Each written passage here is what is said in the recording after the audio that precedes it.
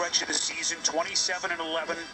They have taken game one, and they have done it on the back of that young man, Trae Young, 32 points, 7 rebounds, and 10 assists.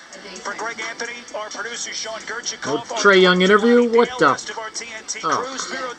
Oh man, Trae Young dirty. It's the Memphis the dirty dog. And the Utah Jazz. Man got some tough buckets. Trae Young, that might be our hero. Thank you, Spiro. That game will tip around 9:40 between the Grizzlies and the Utah Jazz in the 1-8 matchup. But man, this was a beauty. 4-5 matchup in the East, and the Atlanta Hawks go to Madison Square Garden and beat the New York Knicks 107-105. Trae Young, 32 points, 7 rebounds, 10 assists. I mean, animal. This was just, you know, we were complaining about some blowouts we were having earlier this week. Yeah, they've made up for it. This was a fantastic game. There are so many heroes. Obviously, Trae's the main hero, but it was a bunch of heroes out there tonight. Well, let's talk to one of them, and that is Trae Young of the There he Atlanta is. Hawks, who joins us from Madison Square Garden. Trae, thank you so much for taking a few minutes with us. We appreciate you. Good to talk to you, Ernie. Yeah. Hey, so welcome to playoff basketball, huh? How about this for a debut? Oh, yeah, it's fun. We're in the Mecca when New York City, Town Square, ain't no bigger stage, so it's fun playoff. You know, Trae, what was going through your head when you looked at the crowd and said, it's real quiet in this mug? Explain to the kids, you know, what that feels like. Yeah.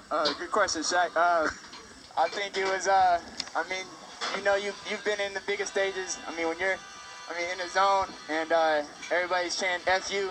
I don't know if any of y'all had that, but I've had it a couple times. I had it in college and I had it again tonight. So, I mean, it got real quiet at the end. And for me, I wanted to hear those F you chants again.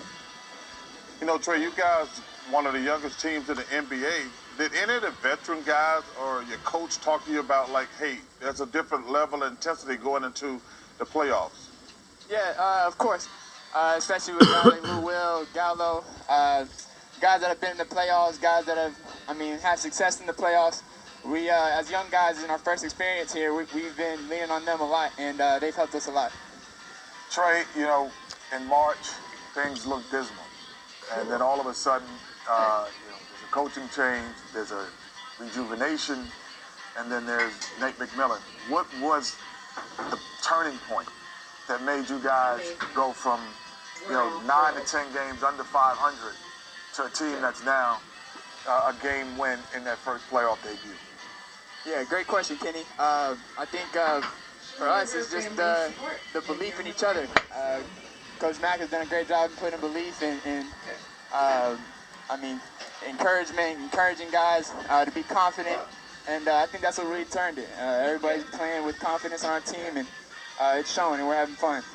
Last thing from me, Trae, just can you get into how you develop a feel for the game and a way to read the game that tells you now's a floater, now's behind the back to DeAndre Hunter for a big three, now's the time for a bullet to Bogdanovich in the corner.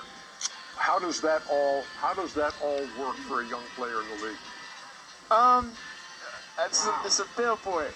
For me, I put in a lot of work and a lot of film sessions, especially coming into this week. Obviously they're a really good defense, and I know they're going to come back with a lot of different schemes and things like that. So for me,